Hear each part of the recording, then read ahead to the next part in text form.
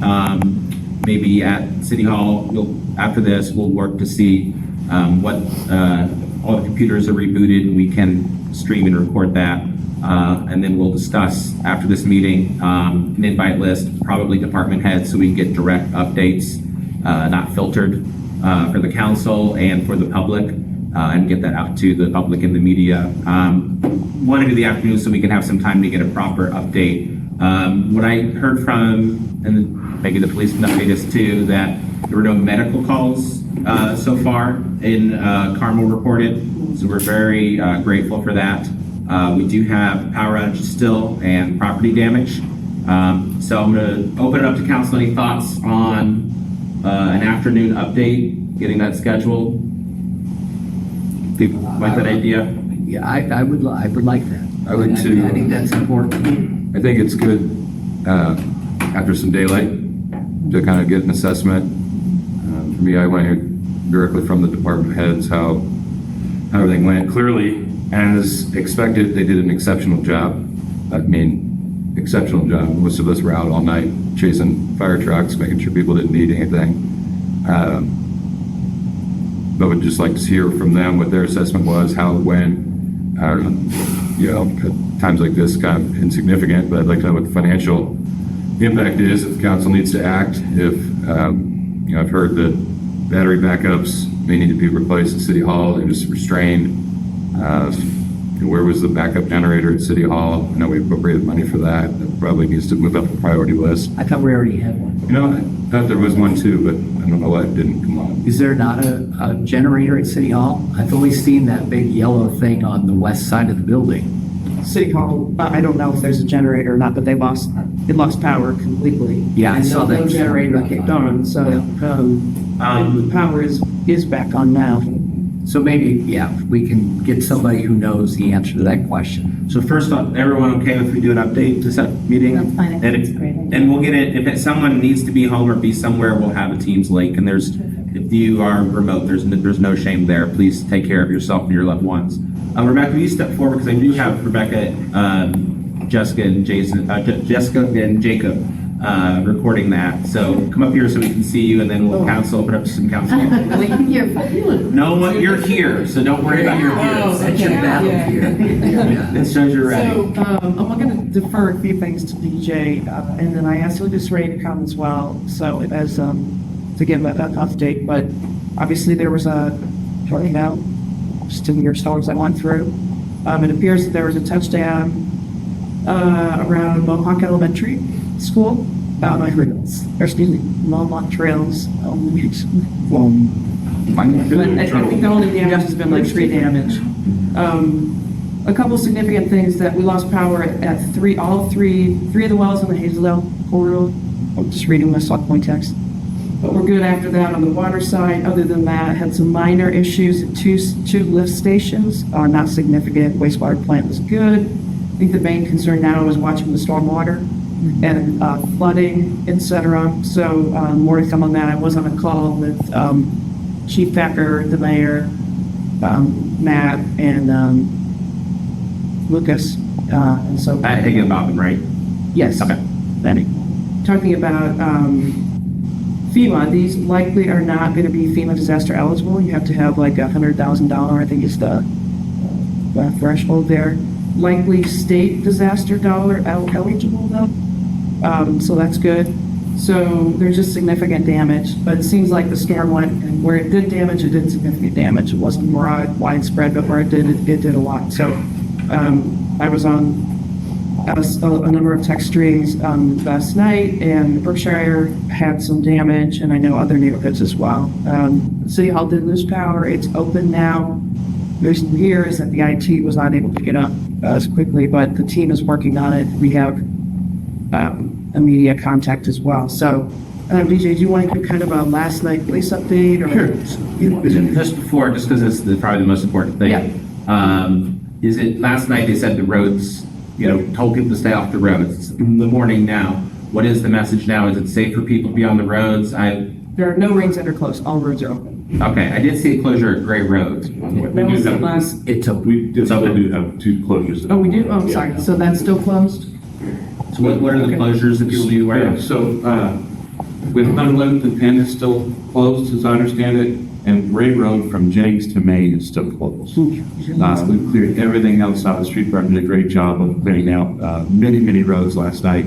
And then we have some power outage information throughout the area that I know most people are aware of what that is and pretty easily accessible publicly, but we still have a few of those things. And we've got some people that are looking around to make sure still today, including having drone footage up to check assessing damage. Do we have somewhere that people can go if they're without power, their home's not safe at the moment, there's damage? Do we have somewhere where they can go? I would recommend to call our either 911 or a non-emergency number, and we will make sure that they have a place to take care of them. I don't know that I have a designated area that I'm aware of right now, but I'll check. Do we have any calls we've gotten for people that can't have anywhere to go? To my knowledge, we did not have anything of that nature, even throughout the night, of anyone that was completely displaced.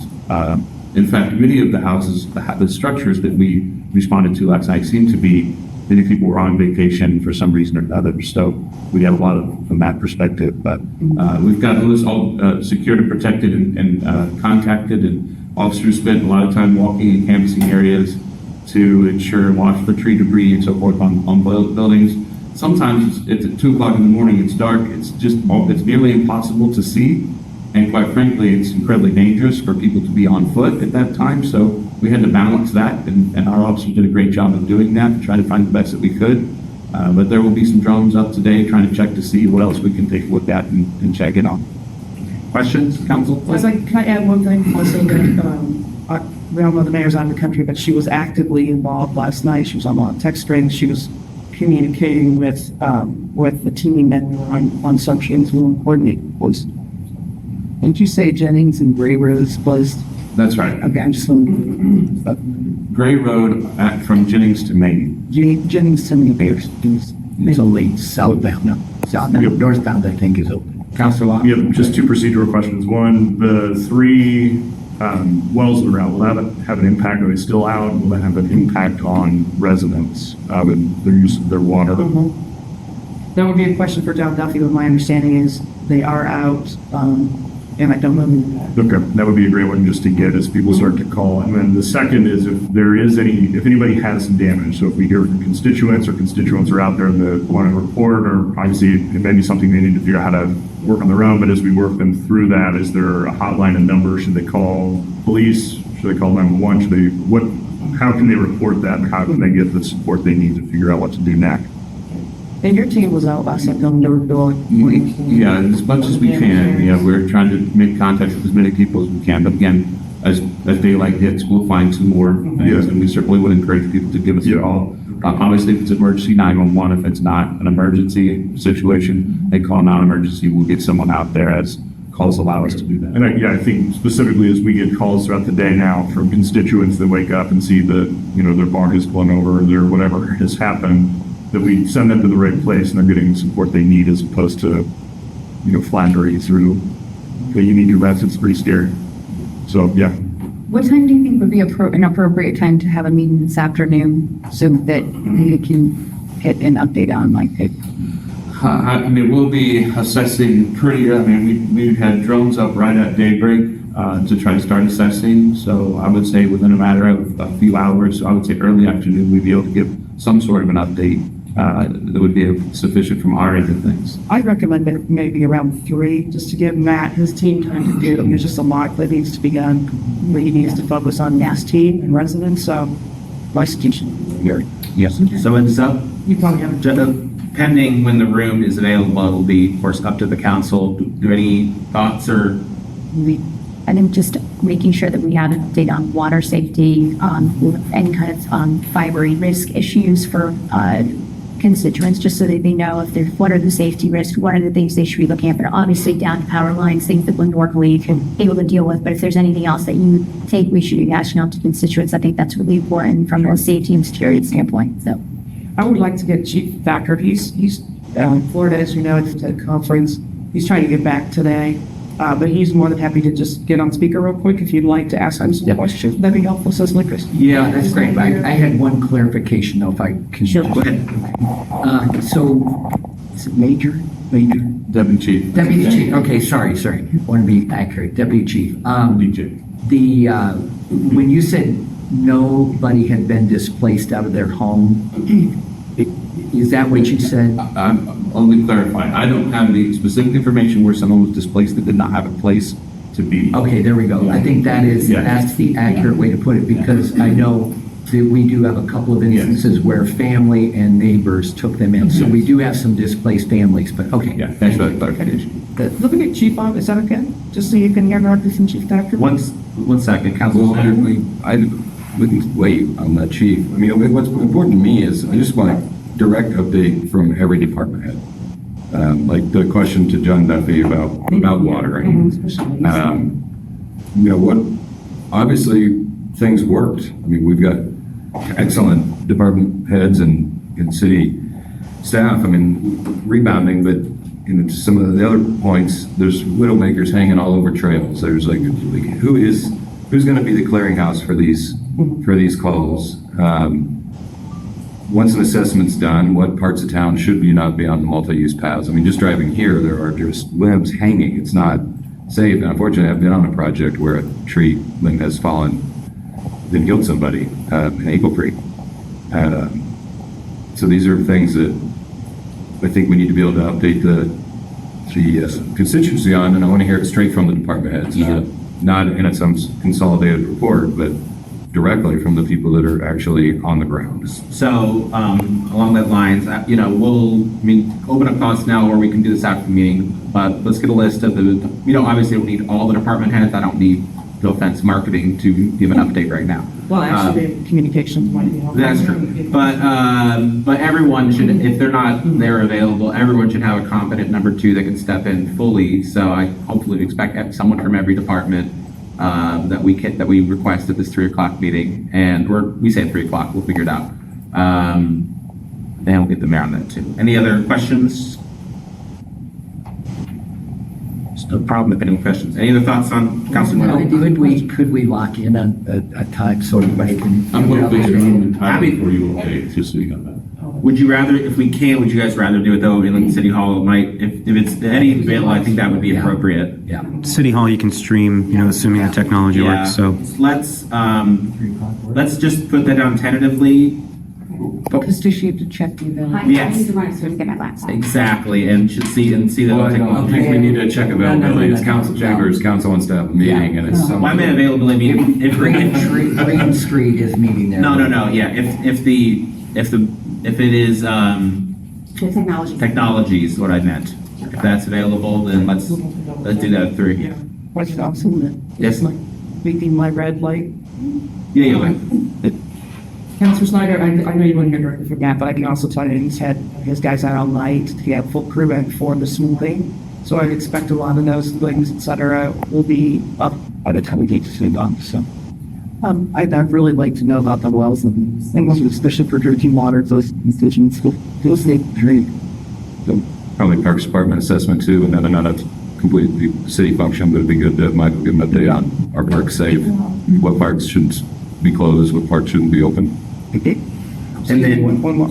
President, so do you not want to, Chief Thacker is willing to jump on the call here. You probably will be traveling and he's been heavily involved. Do you want to hear something about, or he's certainly willing to jump on, or no? Is there any additional information that we can?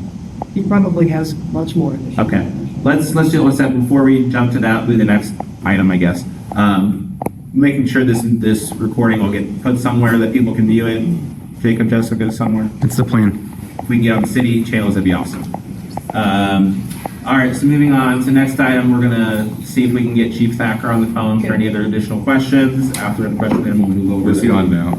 I'm going to call him. Yeah. He's prepared. Are you ready? Yeah, okay.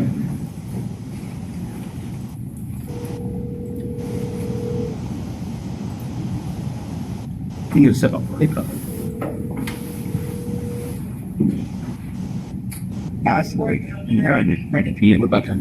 Chief, I have counsel here. Are you prepared to just give a quick update?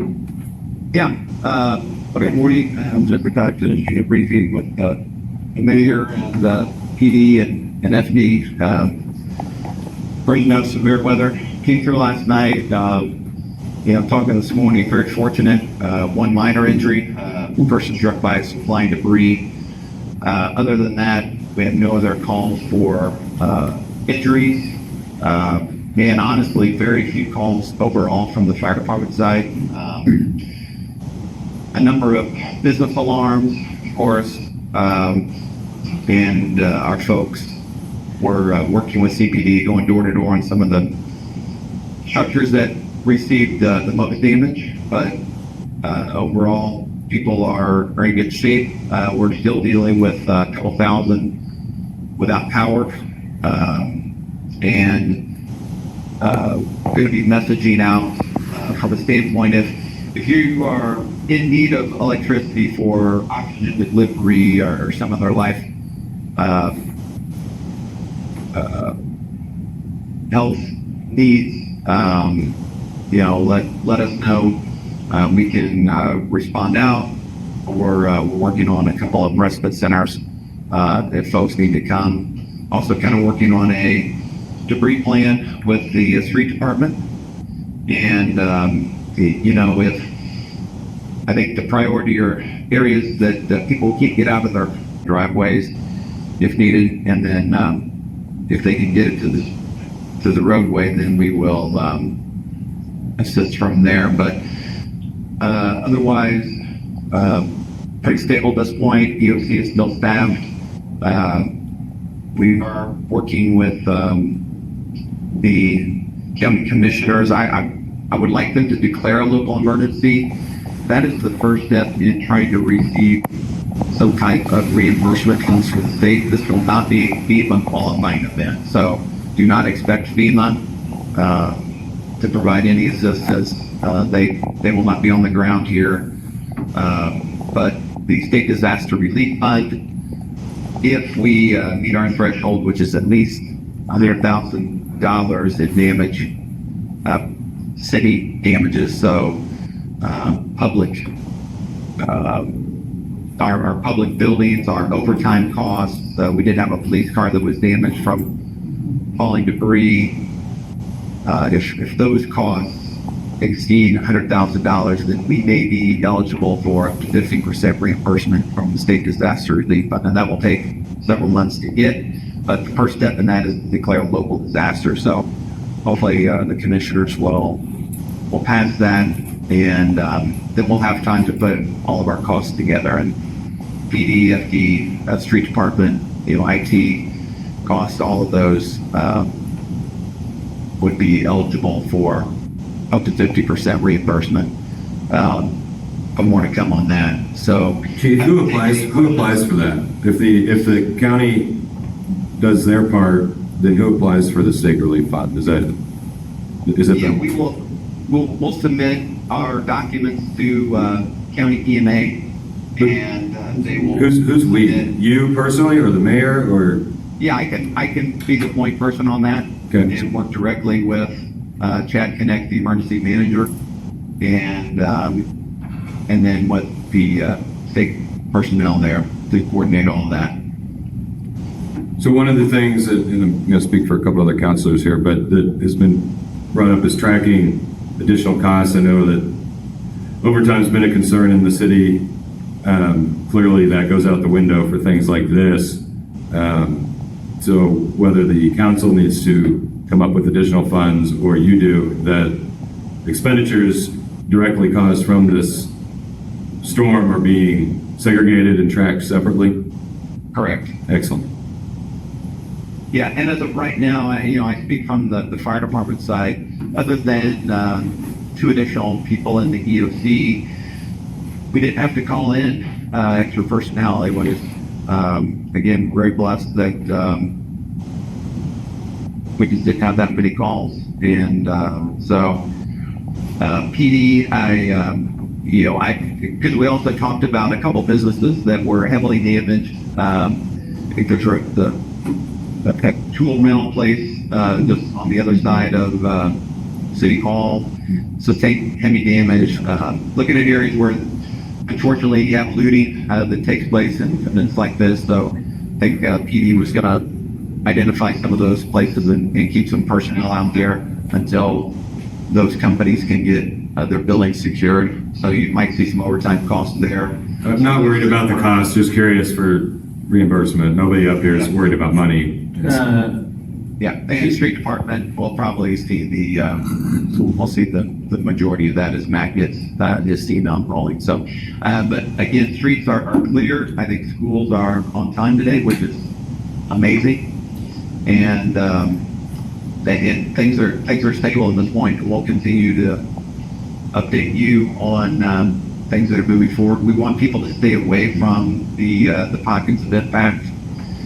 As Duke Energy is continuing to work, as there's debris removal going on, and still a lot of hazards out there, potentially glass, nails, metal, things like that you may not see with your eye or you drive across with your vehicle. And so please stay away from those areas unless you live there or you're going into to work. Chief, do you know how many people are without electricity, just off the top of your head? Yeah, I think we're still about 1,100. Okay. I think it's been peak. We were around 4,000 according to Duke Energy. Mark LaBar just sent an update, and I think they've got that down to about 1,100, kind of right in that third Avenue range line area, and then down in 116th College. That's AES, but they're on Duke Energy infrastructure, and so those two companies are working together to get power restored. Chief, after this meeting, if any counselors want to go over to the EOC for a personal update, might have some people come over there. I'm sure that's okay, right? 100%. Okay. Luke Ray is there for the fire department side. I think Brady Myers might still be at his office at the police station, or he might be popping in your meeting there. But yeah, we've got representatives from PD Street, IT, Docs. I think there was about a dozen people there. Should be very proud of the folks in there. They did a great job of quickly kind of wrapping their arms around this and gaining control of it and implementing some plans that we've been talking about for a while. Any other questions for the chief from the council? Thank you. All right, thank you. That was excellent, Chief. Thank you. so much. You're welcome. We'll continue to send out kind of situational reports over these our operations, and obviously those will be sent to you and the mayor to review. So if there's anything else, don't hesitate to reach out. Thank you. Thank you, Chief. Thank you. All right, so before we move on to the actual claims, so 3 o'clock, City Council Chambers is the tentative plan. We'll get it emailed out as a notice once we confirm that everything's okay. And then we'll work on a list of who we'd like people to present or be on that. We'll get a Teams link out for people, but we'll be in person. Let's just tell who we want there, so you know who to reach out to. Okay. Matt Higginbotham. That's why I was asking. Jeremy, John, John Duffy, Matt Higginbotham, Michael Blitzing, Well, the police and fire. Police and fire. Yeah, what about AT? No, well, yeah, because it's my understanding there's going to be some IT infrastructure damage that probably needs. Yeah, and whoever could help us to understand the situation with loss of power at City Hall. We have an EOC there in City Hall now with no power. It's kind of worthless. So I'd like to understand that. I don't know if that's facilities or who that is. Rebecca, I know in the past, Jim Crider was chief of the buildings. Who maintains that role now? That role, Clayton Center, falls under Zach Jackson. Okay. Okay, well then, have been there, but, okay, well, and if anyone thinks of anything else, obviously it's fluid, we'll get that, more people added if we do that. Any other conversation on that, Councilor Rock? Just one thing, I am so proud of police, fire, everybody in the city. I'm probably forgetting somebody, but, we are up and running today. Council is here. So I do not want it to be lost. I was this morning meeting with some folks who were very impressed with the sirens, I was watching police go door to door last night. It's just, we always want to get better. We want to have an after action assessment. How can we prepare for, I think we dodged a bullet this time, frankly. And, but if we were to wipe out a neighborhood, what would happen where would those folks go for shelter? How do we take care of needs? That's the one thing I saw last night. I know that's what Councilor Snyder's involved in. So that's why I think it's really valuable that we have this meeting this afternoon so that we can ask our questions, get people thinking about things, and we're better prepared for next time. Any other questions? No, but just follow up on Councilor Royal. I don't want anybody to have the impression that Carmel did anything less than exceptional, to your point, everybody. We always improve, and I want to, our goal. My fundamental philosophy in government is do the most good for the most amount of people and also take care of those that can't take care of themselves. And in times like this, I think that's more critical than ever, and making sure that our processes in place are as efficient and exceptional as they can be, which it's proven wonderful. And then there's the after party that people forget about. It takes time to clean this stuff up. What are we going to do? Now we're going to do even better next time, if it's possible. I think Carmel did wonderful, and I appreciate all the staff and all the members of our police and fire departments and street departments, everybody. It's me. And absolutely, obviously the council will be invited to the EOC after this for more individual updates. Any other questions or comments at this time, though? All right, if it's all right, we'll move on to the next item of business, claims. Payroll in the amount of $4,267,346.11. General claims in the amount of $5,307,512.06 and $25,082.59 purchase card. And retirement in the amount of $126,308.06. Do you have a motion? Deferred. Second. All right, I'll say aye.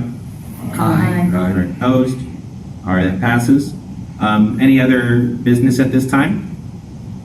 We will adjourn.